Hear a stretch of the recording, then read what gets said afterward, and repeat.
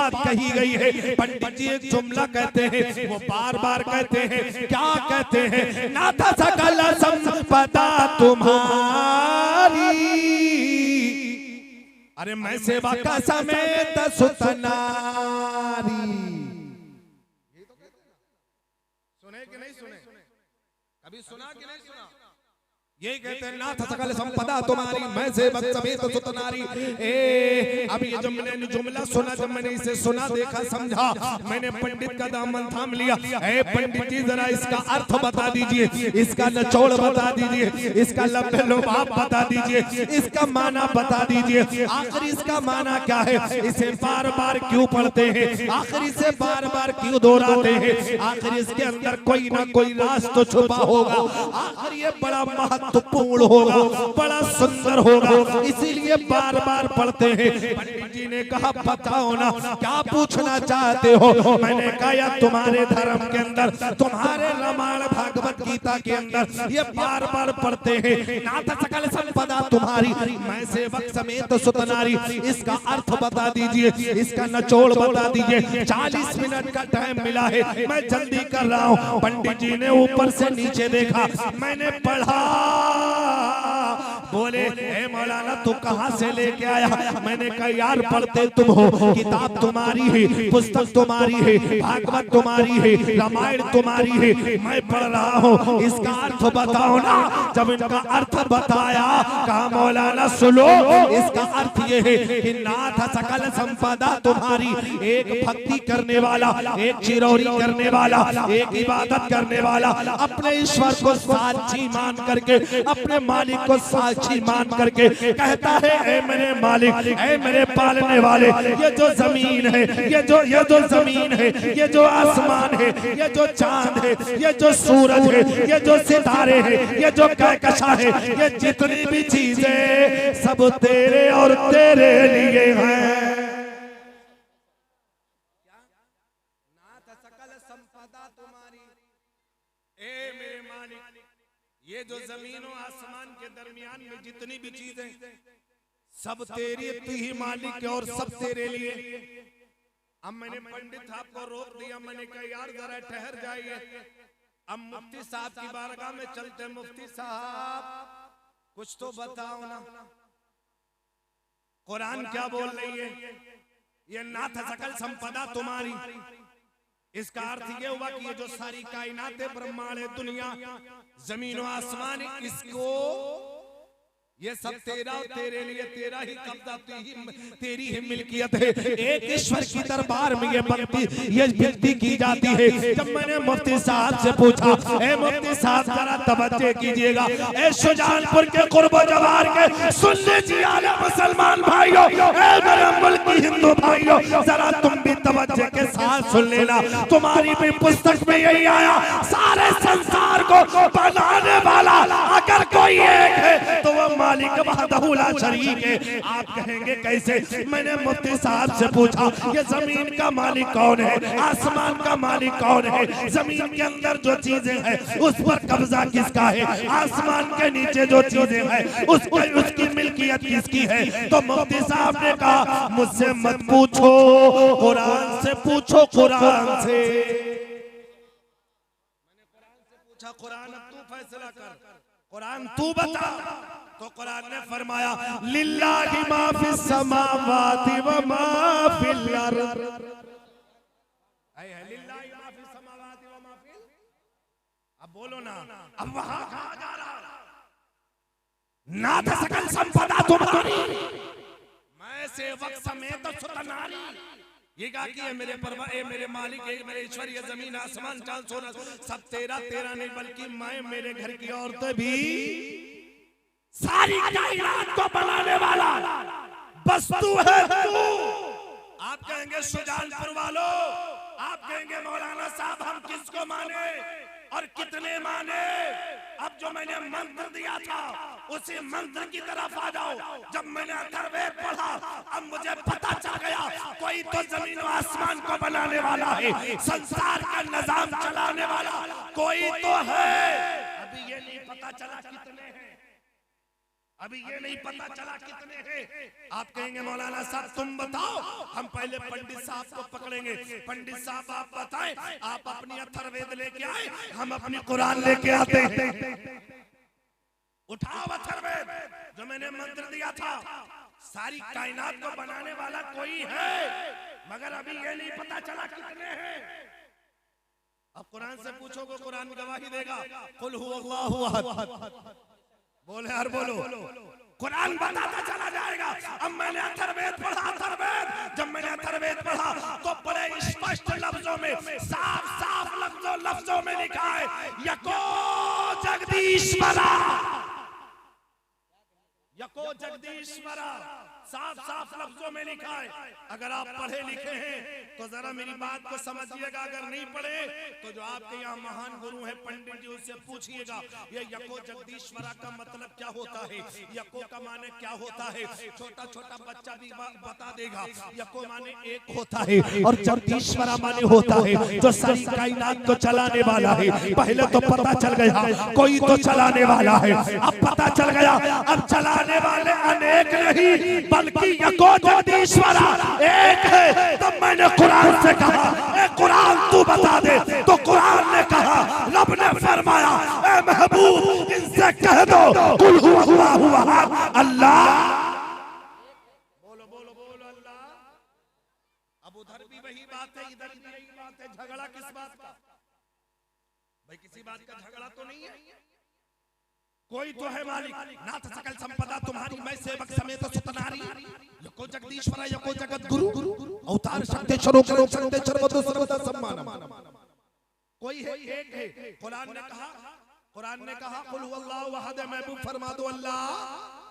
अथर्ववेद बोली एक, कुरान, बात ही खत्म हो गई। झगड़ा तो बात ही खत्म। अब यहाँ पर आपकी समझ में नहीं आएगा मौलाना साहब, एक है लेकिन वो कैसा दिखता है, ये कैसा दिखता है, ये कैसा है, ये कैसे माने? तो आप कहेंगे मौलाना साहब आप चतुर्वेदी हो, आपको बुलाया गया है और बड़ा खर्चा हुआ है ना, बड़ा मामलात इंतजामात किए हैं, शोरा उलमा खुतबा को बुलाएं, आप नहीं बताएंगे तो कौन बताएगा? हमें चतुर्वेदी हो, चतुर्वेदी कोई लड्डू चतुर्वेदी नहीं हो। एक मौजू दो मौजू की बात नहीं करता। अल्हम्दुलिल्लाह मुझे यकीन और ईमान है, मैं 17 मौजू पर चतुर्वेदी में तकरीर बोलता हूं। ये मेरा ईमान, मेरा इल्म कोई रहा है, मैं जान रहा हूँ, मैंने मेहनत की है। लेकिन सुन लो मिल्लत के नौजवानों, आज बुलाए हो तो सुनो। अब ये कैसा होना चाहिए? ये ईश्वर जो है, ये मालिक जो है, जमीन को बनाने वाला जो है, कायनात को बनाने वाला जो है, वो कैसा दिखता है, कैसा होना चाहिए, उसका रंग कैसा हो, उसका हुलिया कैसा हो, उसका जो है उसकी शक्ल सूरत कैसी हो, उसकी शबाहत कैसी होनी चाहिए। आओ आप कहेंगे मौलाना जरा तुम ही बता दो। मैं मुफ्ती साहब से पूछूंगा, मुफ्ती साहब सिर्फ यही जवाब दे देंगे, मैं जिस खुदा की इबादत करता हूँ ना वो रंग वाला है, ना वो रूप वाला है, ना वो सूरत वाला है, ना वो कान वाला है, ना वो हाथ वाला है। तब मैंने तुलसीदास से पूछ लिया, तुलसीदास जरा तुम बताओ जिसकी इबादत की जाए, जिसकी पूजा की जाए, वो कैसा होना चाहिए? अभी तो आपके समझ में आया कोई तो है और एक है, और कैसा है ये समझ में नहीं आया। अब ये कैसा है तो मैं आपको बताता हूँ।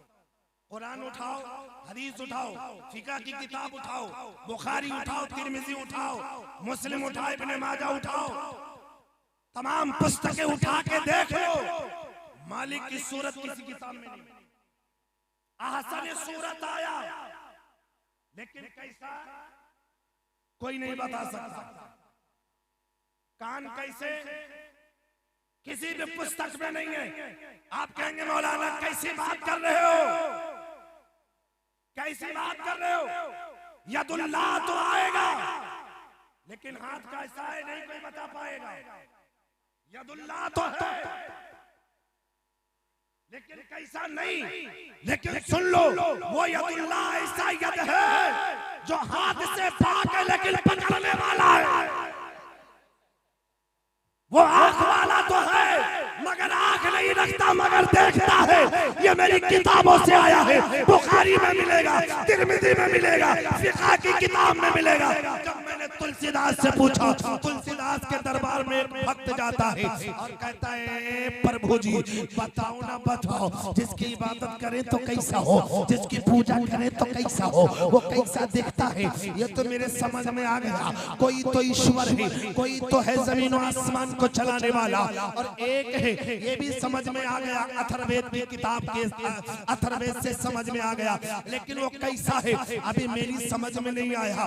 तो जानते हो तुलसीदास ने कहा था, ए मेरे प्रिय सज्जन, ए भक्त सुन, तो पूछना चाहता है जिसकी इबादत की जाए वो कैसा होना चाहिए, जिसकी पूजा की जाए वो कैसा होना चाहिए। आओ हम आपको बताते हैं। तुलसीदास ने अपने भक्त से कहा था, ए मुझसे पूछने वाले जरा मेरी बात को सुन लेना, जिसकी पूजा की जाएगी वो ऐसा होना चाहिए। कैसा? बड़ी सोड़ी बात कही थी, बड़ी अच्छी बात कही थी। क्या कहा था? उन्होंने पूरा वाज़ह कर दिया था कि जिसकी इबादत की जाएगी वो ऐसा होना चाहिए। कैसा? बड़ी सोड़े अंदाज में कहा था। क्या कहा था? कि बिन पद चलई सुनई बिन गाना, या यूं समझो, पद बिन चलई सुनई बिन गाना, अरे कर बिन करे में करई विधना।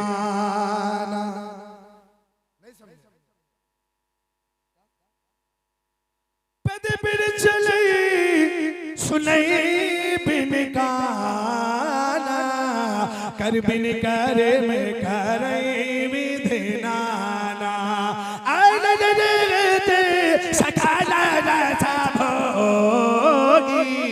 अरे बिनु बानी बकाता बड़ा जोगी, अरे तेरे बिन पहले से बिन देखा, अरे करही गराना बिन बासा असीसा।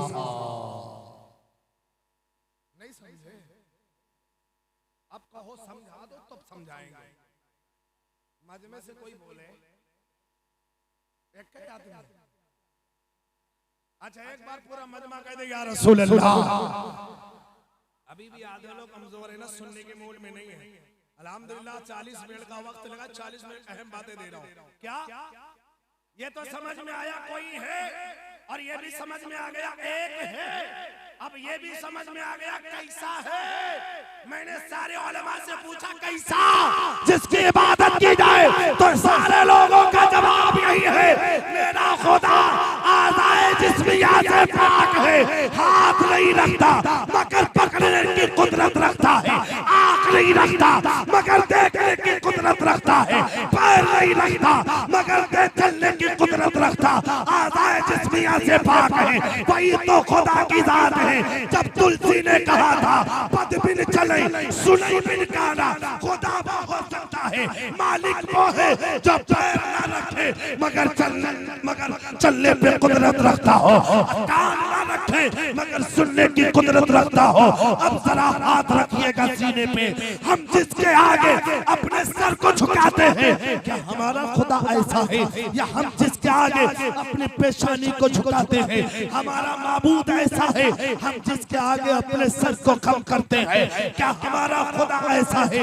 मेरा खुदा वो होना चाहिए, चाहे वो हिंदू धर्म की किताब हो, चाहे वो इस्लामिक की किताब हो, चाहे वो कुरान हो, चाहे वो बुखारी हो, हर जगह से यही साबित होता खुदा है आज़ाए जिस्मिया से पाक है, मेरे खुदा की वही। पद बिन चले जो बगैर पैर के चलने वाला, बगैर पैर के मगर पैर ना रखे लेकिन चलने की सलाहियत रखता, कुदरत रखता हो, हाथ ना हो पकड़ने की सलाहियत और कुदरत रखता हो। तो मेरे अजीज दोस्तों, ला इलाहा इल्लल्लाह, नहीं है कोई माबूद सिवाय अल्लाह के। और दूसरा जो मैंने कुरान का जुमला दिया था, मुहम्मदुर रसूलुल्लाह, मोहम्मद अल्लाह के रसूल, मोहम्मद अल्लाह के रसूल है। इस जुमले को पूरा कर देते। अभी बात तो बहुत अधूरी है, लेकिन सुनो मेरे मिल्लत के नौजवानों, मोहम्मद अल्लाह के रसूल है। अब वही खुदा है जिसने सारे ब्रह्मांड का निजाम चला रहा है, सारी कायनात का निजाम चला रहा है। यहाँ पे झगड़े की कोई बात नहीं है, यहाँ पे जानते हो फसाद की कोई बात नहीं है। पुस्तक तुम्हारी भी है, वो भी गवाही दे रही है कि खुदा एक है। कुरान भी बोल रहा है खुदा एक है, और हकीकत में खुदा एक ही है जो सारी कायनात को चलाने वाला है। अल्लाहु अकबर, अल्लाहु अकबर। उसी खुदा ने अपने इस दूत को, अपने पैगंबर को, आखिरी संदेशा को, आखिरी रसूल को भेजा दुनिया में इस्लामी कानून लेकर के। जब वो दुनिया में तशरीफ लाया, बड़ा सोने वक्त में आया, बड़े मनमोहने वक्त में आया, बड़े अच्छे वक्त में आया। अल्लाह की जात बड़ी इंपॉर्टेंट जात है। मैंने और पुस्तकों में पढ़ा, मैंने और किताबों में पढ़ा, यकम ब्रह्म द्वितीय दीना नास्ते नास्ते किंचन। खुदा वो है, ईश्वर वो है, उसका दूसरा नहीं है, दूसरा नहीं है, दूसरा नहीं है, एक है। और जानते हो, और उसकी कोई प्रतिमा नहीं है, उसकी कोई सूरत नहीं है, उसका कोई रंग नहीं है, उसका कोई आकार नहीं है, वो निरंकार है, उसकी कोई मूरत नहीं है। उस खुदा के आगे झुको जो निरंकार हो, उस खुदा के आगे इबादत करो जो निरंकार हो, जिसका कोई आकार ना हो। अल्लाह है कैसा? फिर आप कहेंगे मौलाना अभी तक बात समझ में नहीं आई, अभी तक मेरे समझ में नहीं आया। आप इतनी तकरीर कर गए, कोई है, एक है, बगैर पैर वाला, फिर ये अल्लाह है क्या? फिर मैंने मुफ्ती साहब से पूछा, मुफ्ती साहब ये पूछना चाहते हैं, बताओ इन्हें अल्लाह है क्या? जब मैंने पढ़ा किताबें, कुरान पढ़ा, बुखारी पढ़ी, मैंने किताबों को जब पढ़ा, उलट पलट के देखा, तब समझ में आ गया अल्लाह नूरुल। अल्लाह बोलो बोलो यार, अल्लाह अल्लाह। अब नूर है, ढूंढो नूर को। अब उस नूर को पाने के लिए तुमको नूर वाला या इतनी समझ वाला होना पड़ेगा कि वो नूर को समझ सके, या यूं समझो रोशनी को परखने वाला। रोशनी तो कई तरह की होती है, लेकिन अब हर रोशनी को परखना पड़ेगा। ये हाइड्रोजन की रोशनी है, ये बल्ब की रोशनी है, नहीं समझे ना? अब उस नूर को परखना पड़ेगा। अब मेरी बात जहन में रख लेना, जिसने उस नूर को परखा, अल्लाह ने उसे उरूज अता फरमाया। नहीं समझ पाए? अल्लाह नूर, अल्लाह नूर है। अब उसी नूर से मोहम्मदुर रसूलुल्लाह बोले सल्लल्लाहु अलैहि वसल्लम, उसी नूर से, उसी नूर से। अब इस पर नूर की जब बड़ी बात, अब वो जो नूर आया तो सारे कायनात में, सारे ब्रह्मांड में, सारे संसार में, सारी गीति में, सारी दुनिया में, सारे पूरे ब्रह्मांड में वही नूर के चर्चे, उसी के चर्चे। इस पर नजर पड़ गई थी कबीर की, तो वो बोल पड़े थे, अपनी जबान को खोल पड़े थे, बड़े सोरे अंदाज में बोला हो तो कह दे। क्या अपने अंदाज में बोल के कहा, क्या कहा जानते हो? अब वो जो नूर वाला पैगंबर आया, आखिरी संदेश आया, उसके चर्चे सतयुग, कलयुग, त्रेता युग, हर जग में, जग में, कण में उसके चर्चे। तब नजर पड़ी कबीर की, तो वो बोले, अपनी जबान को खोले। कैसे बोले? बड़े सोले अंदाज में,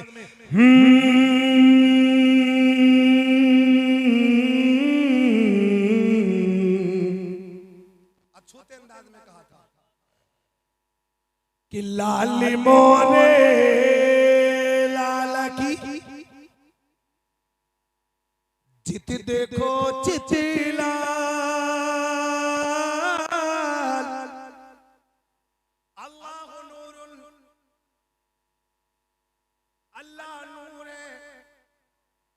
अपने नूर से प्यारे हबीब जब वो आया तो पूरे ब्रह्मांड में, पूरे संसार में, पूरी कायनात में लोक, यमलोक, परलोक, त्रिलोक, सतलोक, जितने भी लोक हैं, लोकों पे लोक, हर जगह उस नूर का चर्चा, यानी मेरे हुजूर। बोले यार, बोलो मेरे। अब कबीर की नजर पड़ी उस नूर के बारे में, तो बोले, सरयू के तट के किनारे अपने कलम को उठाया और बोल करके बताया। क्या कहा?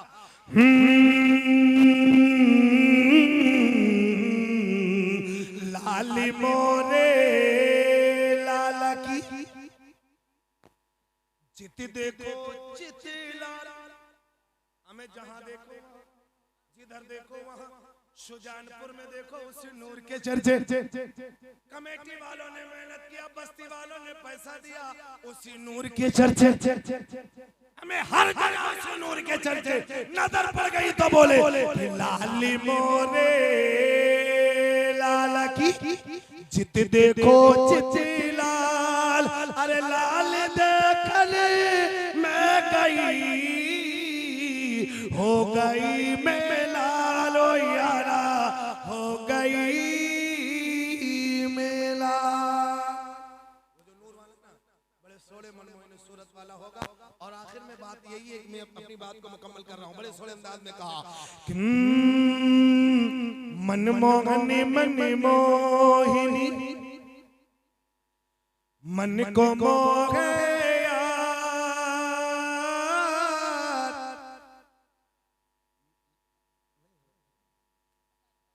मनमोहनी मनमोहिनी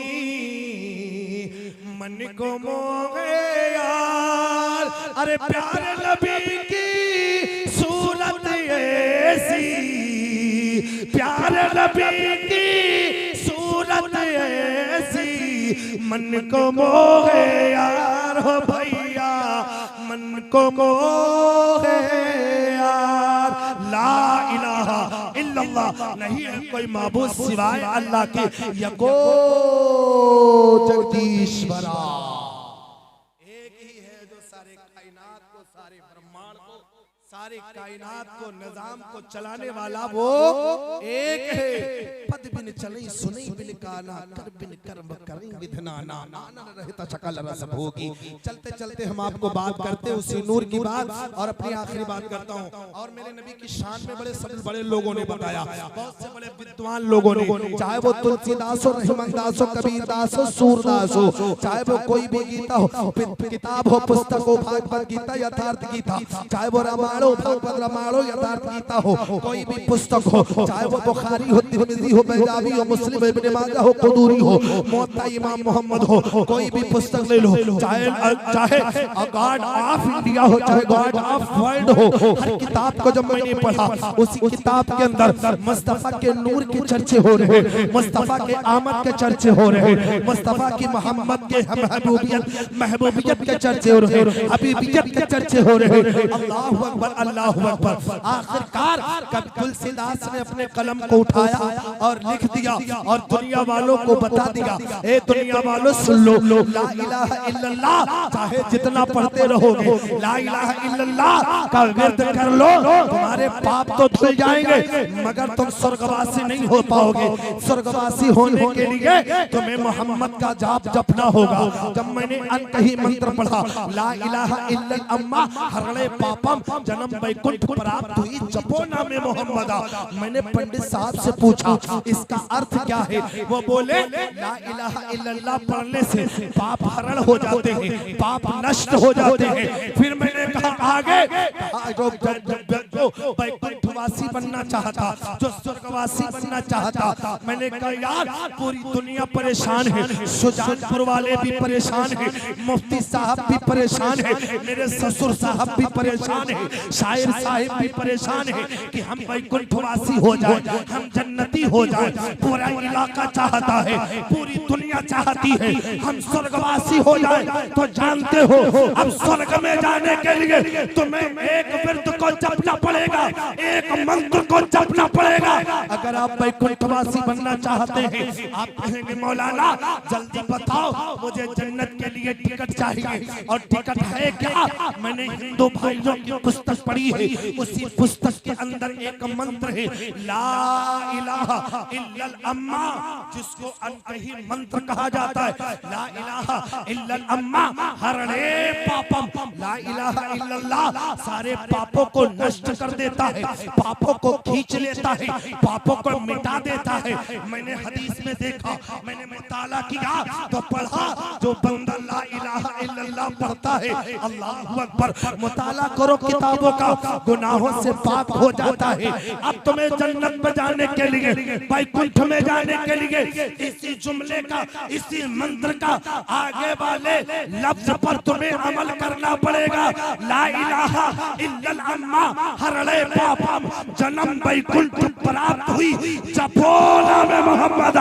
अगर तुम मोहम्मद को अपना लोगे, मान लोगे, कसम खुदा की तुम्हारी दुनिया भी जन्नत और आखिरत में भी जन्नत मिल जाएगी। आखिरी जुमला दे रहा हूं, इस पर नजर पड़ गई थी कभी तुलसीदास की, तो वो बोले बड़े सोरे अंदाज में बोले, बात तो आखिरी कर रहा हूं, क्या बोले? मोहम्मद के बगैर कुछ होने वाला नहीं। क्या कहा? पारा अपनी अबागन मिटे मझारा तब सगरे ऐसा बदा सा गोसाई सो सजा गाता यागा सरी सरी नाही इनी बिचारो बिचारो हनीसा भजो नाम मरि मिट्या कलीसा तब हर मान न माने कोई बिनु गुरु जग ज्ञान न होई तब होवे शकल अवतारा मेहंदी का शकल संसारा तब लग जो छे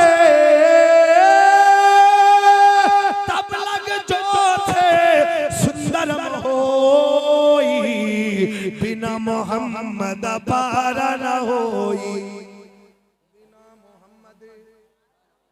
अब तो बोलो यार, बिना मोहम्मद नहीं समझे, बिना मोहम्मद सुंदर रूप कमला मुस्काए नाम मोहम्मद जगा जगा छाए। ला इलाहा इल्लल्लाह यको जगदीश्वरा यको जगतगुरु, एक ही है जो सारे संसार को चलाने वाला, और एक जगत गुरु है जिसे आप स्तुत कहते, पैगंबर कहते हैं, वो कोई और नहीं मेरे नबी की जात है। सुभान अल्लाह, ला इलाहा इल्लल्लाह मुहम्मदुर रसूलुल्लाह। अल्लाह ताला हमारे बोलने में लफ्ज़न फेरन गलती मौला माफ फरमाए। अस्सलामु अलैकुम व रहमतुल्लाह।